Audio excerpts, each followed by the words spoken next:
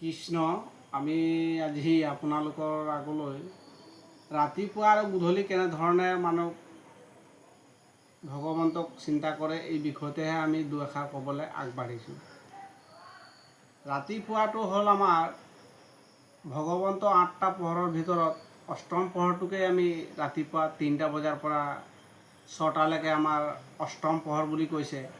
তেতিয়া ভগৱানক সাক্ষাতে একান্ত মনে শুদ্ধভাৱে উপাসনা কৰিলে সেইটো আমাৰ শুদ্ধ হ'ব বুলি আমি বেদেই সিদ্ধান্ত দিছে।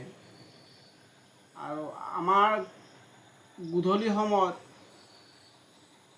নৰসিংহই হিৰণ্যকশিপুৰক গধূলি সময়ত বধ কৰাৰ কাৰণে এইখিনি কৰিব লাগে বুলি আমি আপোনালোকক অসমবাসী ৰাইজক এইখিনিহে আগবঢ়াইছোঁ। গধূলি সময়ত ভগৱানৰ নাম লৈ আগবাঢ়িলে ভগৱানে আমাক নিশ্চয় অকণমান চিন্তা কৰিব বুলি আমি এইটোহে ভক্ত বৈষ্ণৱৰ আগলৈ সেৱা নিবেদন কৰি জনাইছোঁ। কৃষ্ণ হৰি অ ৰাম।